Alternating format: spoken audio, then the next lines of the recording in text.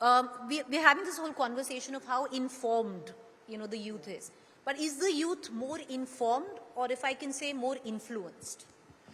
I wish I could say that they were more informed. Unfortunately, they don't have the time in their lives to try and seek out the information. So whatever information is reaching them passively is the information that they take in. And what is happening today, it's content creators, it's YouTubers, it is politicians or entrepreneurs, taking to the internet or trying to reach out to them. And whatever the algorithms tell them, they kind of take as the worldview. If not that, it is people around them who might do it.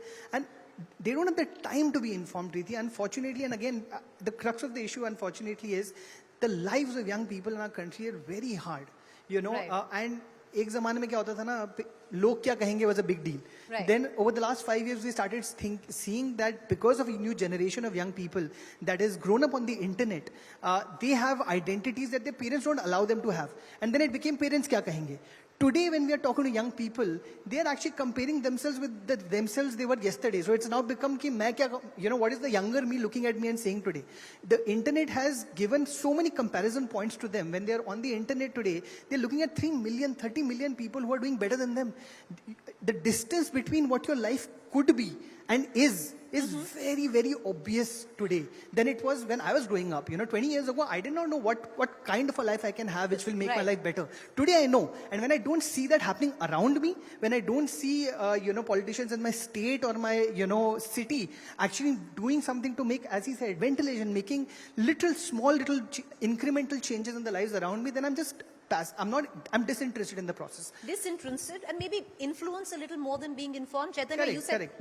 You said more informed, but do you also see the young voter look at politics from a more intersectional lens? On, they pick and choose of what really they want, because it was interesting. Nikhil and I were having this conversation right before we got on stage. Give those figures out, Nikhil. In terms of, did you see where you were talking to the young, a Modi wave coming? And what is the difference when you ask them about BJP and you ask them about Modi in general?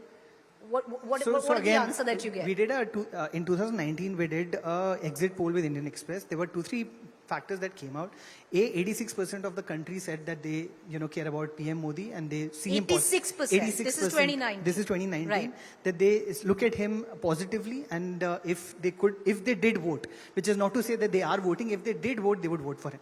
At the same time, when we go deeper into it, what political parties do you support, etc., etc. First of all, 56% said that they'd look at politics negatively. Only 33% said that they even care about politics or would want to vote.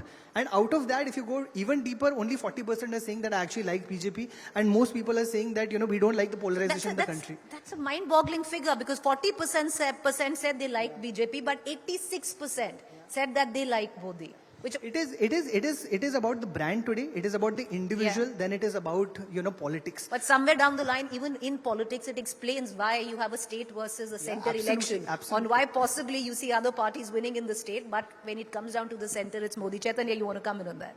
Yeah, like he stated right now with respect to the statistics, a lot of surveys have been conducted, political, non-political. We conducted a survey wherein we tried to analyze how does a voter actually vote and how does he decide who he's supposed to vote for, because that is the fundamentally most important question. And in our data, we found out that 80% of these students, the data sample size was 2,000 students. Collectively, what was said is they vote on past performances, then partially age, then political leanings, and so on and so forth. So that means young India is aware. Young India is conscious. Young India understands. So this perception that young India is not interested in politics and voting should be removed to an extent, because only going out to vote can't be the measuring scale to determine whether somebody is politically interested in the role. So it's time that politicians step up, understand what young people want, and create steps for us. Nandini, do you see that happening in terms of, because now the political language is evolving and changing a bit, in terms of how politicians or parties engage with the young? You can see that shift happening.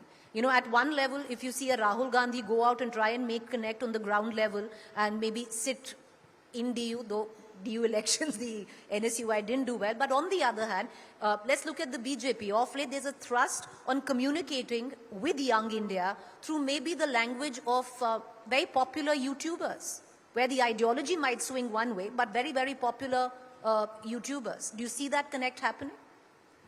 So if you see in general, if I all the entertainment people, everyone right now in the society who call themselves celebrities or politicians, they all are working on relatability on social media platforms. Am I relatable to my target audience or not? So yes, they all are trying to be relatable. They all are targeting their audiences properly. And yes, influencer marketing is the budding way to, reach out to the target audience and to the youths because yes, youths follow these influencers. That's the truth. And I also want to highlight something because we were talking about informed voting. Right. I think it's very important. It's just not important that youths go and cast their votes. It's also important that they should be an informed voter rather than an influenced one. That is very important. Influence can not only be just from the social media platforms, it's also from the family members. It's also from your friends. So it's very important for youths to be an informed voter. Do we have a solution? The question is that.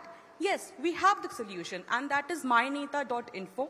It's a data repository run by my organization, Association for Democratic Reforms, where you can find the candidate your constituency. information. But that's something that at least, for example, I hear a lot when we go out on the field in terms of reporting on election. Away from, what are regular markers, we see the youth always talk about, I will vote for my local leader. I will vote for what he's done. I will vote for my constituency. And you see that difference there is an age difference in that. But Nikhil, when we're talking about influencers, do you see it work? For example, do you see, with what, in the last couple of interviews, we've seen a lot of very big leaders from the Bharatiya Janata Party give interviews to YouTubers, which have been wildly successful at that. But also on the other side, you see a Rahul Gandhi biking through Leh Ladakh. You're talking the language of the youth. You're trying to make that connect. Again, as I said, do they get influenced? Yes. Are all political leaders trying to get them to be influenced? Yes. But as Nandini said, unfortunately in our country, not enough leaders care about ensuring that outside of the good work that they talk about and they try to influence young voters, can we get more of them involved in the political process? Can that information about why to vote, what is the difference when you see a BJP or a Congress or any other party leader on a YouTube show? How does that affect your daily life? Are they your leader? Are they in your state? Are they in your constituency? Are they actually affecting your life on the ground level? They may not even know all of that. And how do we involve them? 15 crore new voters in 2024 apparently. We don't know how many of them are going to vote. We don't know how many of them among young people, how many of them will actually cast the ballot? And we don't know which way they will vote. So obviously the attempt right now is to ensure that they vote in a way that their favorite YouTubers or content creators or influencers are talking about. But at the same time, can we try and find a way to inform them, make them aware why their vote matters, and what are the local leaders whose lives are directly affecting them? Who can get you better employment, who can get you better education, and I think, this year, in 2024, one of the big things that we have noticed at Yuvaa, is the gender split is going to be very important.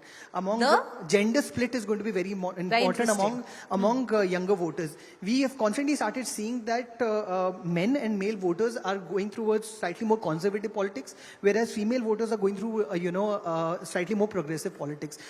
Female voters want to break out of their lives. They want to move away, whether it is from their cities to another city, whether it is from this country to another country, while men at this point of time are looking at local places and trying to figure out what can I do to make the place that I'm at better. What can I do? They are smart enough now to realize that maybe spending X amount of money and going to the big cities may not work out for me. Make in India has helped. Atmanirbharta has helped. They are trying to start their side hustles. They're trying to start their businesses. But at the same time, it doesn't matter if it's the national leaders telling them that I'm going to do it, whether it's a local leader, they're going to go whichever way is going to make their life aspirational, not polarized.